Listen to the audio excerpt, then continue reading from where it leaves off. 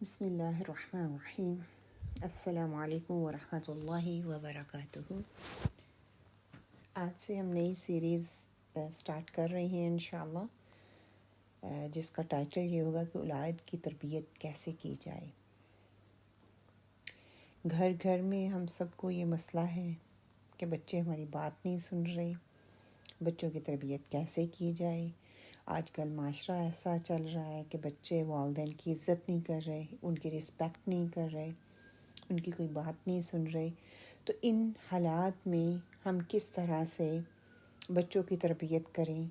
بچوں کی تربیت کرنے سے پہلے کیا واقعی ہمیں بچوں کی تربیت کرنی چاہیے یا اپنی تربیت کرنی چاہیے، یا والدین کو اپنی تربیت کرنے کی پہلے ضرورت ہے تو پھر ہم بچوں کی تربیت کریں؟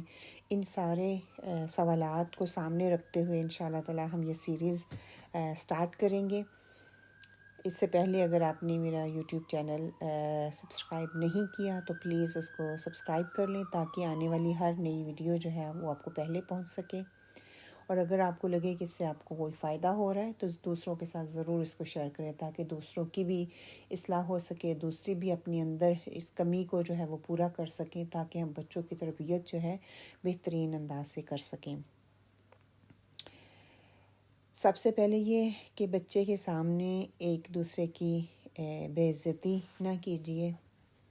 ہمارے اندر یہ بات پائی جاتی ہے نا کہ ہم بچے کو کچھ سکھانا چاہتے ہیں، کچھ بتانا چاہتے ہیں تو ہم اس چیز کا خیال نہیں کرتے، دوسروں کے سامنے ہی بچوں کو ڈانٹنا شروع کر دیتے ہیں، بچے کی انسلٹ کرنا شروع کر دیتے ہیں، اس کی بے عزتی کرنا شروع کر دیتے ہیں۔ تو اس چیز کا بہت خیال رکھیں۔ بچے بہت ہوشیار ہوتے ہیں، وہ آپ کی غلطیوں سے ناجائز فائدہ اٹھا سکتے ہیں۔ آپ اپنے ساتھیوں کی برائیاں کرتے ہوئے بچے کو اعتماد میں لینے کی کوشش بھی نہ کیجیے۔ یہ کہنا کہ تمہاری ماں اچھی نہیں ہے، وہ تمہیں کھانے کو نہیں پوچھتی، تم میرے پاس آ جایا کرو، میں تمہیں کھانا کھلا دیا کروں گی، یا یہ کہنا کہ تمہارا باپ اچھا نہیں ہے، وہ تمہیں بہت مارتا ہے، اس کے پاس نہ جایا کرو۔ بچوں سے اس قسم کے جملے کہنا انتہائی غلط ہیں۔ اس صورت میں 10-12 برس کا بچہ جو ہے دونوں کو بآسانی ایک دوسرے کے خلاف بھڑکا سکتا ہے۔ ہم اپنے مفاد نکالنے کے لیے بچوں کا استعمال اس طرح سے کرتے ہیں تو اس چیز کا بہت خیال رکھنا ہوگا۔ بچے کو خود جو انحصاری ہوتی ہے نا بچے کے اندر، ان کو وہ سکھائیں کہ والدین کو چاہیے کہ بچوں کو تھوڑی سی ذمہ داری سونپیں، چھوٹی عمر میں ان کے سارے کام خود کرنے کی کوشش نہ کیجیے بلکہ ان کو خود کرنے کی کوشش کروائیں یا ان کو ذمہ داری دیں کہ وہ خود کرنا سیکھیں۔ بچے کو اپنے جیسے کھلونے وہ کھیل رہی ہیں تو ان کو بولیں کہ ان کو ٹائڈی اپ کریں، خود ان کو سنبھال کے باکس میں ڈال کے رکھیں۔ وہ اسکول سے آ کر اپنے کپڑے جب وہ چینج کرتے ہیں، تبدیل کرتے ہیں تو خود ان کو انسائیڈ آؤٹ کر کے رکھیں، ان کو پائل اپ کر کے رکھیں، اچھے سے اگر ہینگ کرنے ہیں تو اچھے سے ہینگ کریں۔ اس کی کتابیں جو ہیں وہ اس طرح بکھری ہوئی نہ ہوں، اس کے جوتے، ساکس، یہ ساری چیزیں اس طرح سے بکھری ہوئی نہ، چھوٹی ایج میں بچوں کو سکھانا شروع کر دیں۔ یہ والدین کا فرض ہے کہ وہ بچوں کو خود انحصاری کی ترغیب دیں۔ ہمارا المیہ یہ ہے کہ ہم پہلے تو کہتے ہیں کہ بچے چھوٹے ہیں، ہر کام بچے کے لیے کرتے ہیں، اور جب وہ ٹائم نکل جاتا ہے پھر ہم چاہتے ہیں کہ بچہ خود اعتماد ہو، بچے کے اندر خود انحصاری آئے، بچے اپنی چیزوں کو ٹائڈی نہیں کرتے کیونکہ ہم نے ان کو جب موقع تھا اس موقع سے فائدہ اٹھانے کی کوشش ہی نہیں کی۔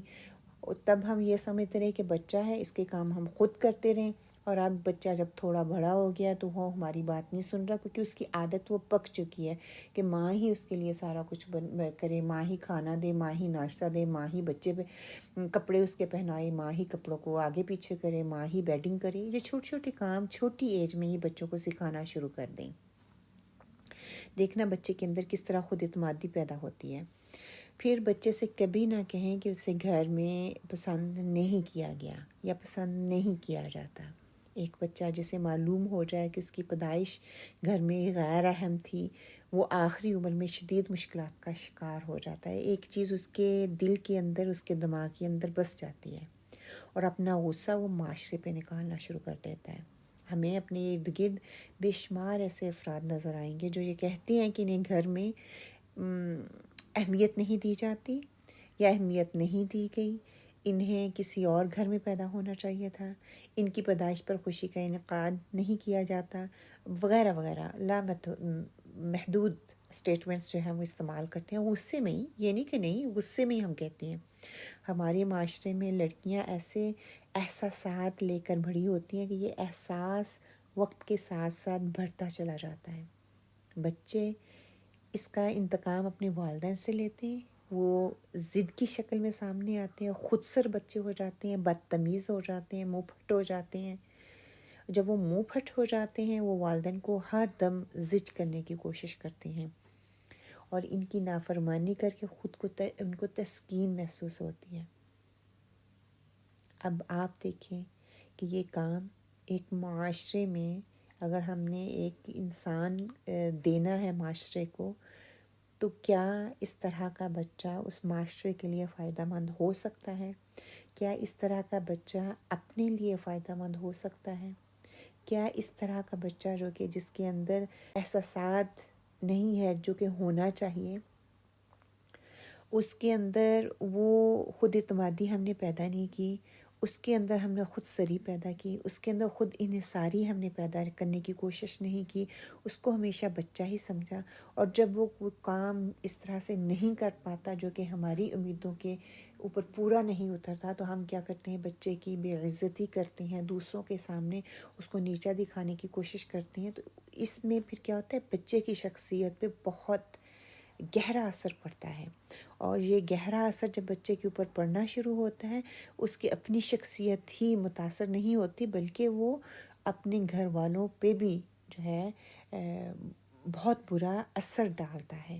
وہ امپیکٹ شاید چھوٹی عمر میں نظر نہ آئے، لیکن جیسے جیسے وہ ان زہریلے کلمات کو لے کے بڑھتا جاتا ہے تو اس کے اندر ویسی ہی بیماریاں جو ہیں نا وہ پنپنا شروع ہو جاتی ہیں کہ میری بات سنی جائے، دوسروں کے ساتھ ضد کرنا، خود سری دکھانا، بدتمیزی کرنا، منہ پھٹ ہونا۔ آج ہم اپنے بچوں میں یہ چیزیں دیکھتے ہیں، لیکن جب چھوٹی عمر میں بچوں کو ہم اس طرح کی باتیں سکھاتے ہیں، باتیں بتاتے ہیں یا باتیں کہتے ہیں نا، تو ہم اس چیز کا غور نہیں کرتے۔ تو انشاءاللہ تعالیٰ آئندہ سے پوری کوشش کیجیے بچوں کے اندر خود اعتمادی پیدا کرنی ہے، چھوٹی ہی عمر میں ان کی ایج کے حساب سے ان کو چھوٹی چھوٹی ذمہ داریاں دیں تاکہ ان کے اندر خود اعتمادی، خود انحصاری ان کے اندر پیدا ہو، کانفیڈنس پیدا ہو۔ دوسروں کے سامنے بچوں کی میں نے بے عزتی نہیں کرنی، اور اس کو یہ احساس نہیں دلانا کہ اس گھر میں اس کی کوئی اہمیت نہیں ہے، بلکہ اس کو کنگ یا کوئین بنا کے رکھیں۔ اگر بیٹا ہے تو اس کو کنگ کی طرح اس کو ٹریٹ کریں، اگر بیٹی ہے تو اس کو کوئین بنا کے رکھیں، اور پھر دیکھیں کہ وہ بچہ کس طرح کی شخصیت لے کے اس معاشرے کے لیے فائدہ مند ہوتا ہے۔ جزاکم اللہ خیر۔ السلام علیکم ورحمۃ اللہ۔ انشاءاللہ تعالیٰ نیکسٹ ایپیسوڈ میں ایک نئے ٹاپک کے ساتھ آپ کے سامنے حاضر ہوں گی۔ دعاؤں میں یاد رکھیے گا۔ السلام علیکم ورحمۃ اللہ۔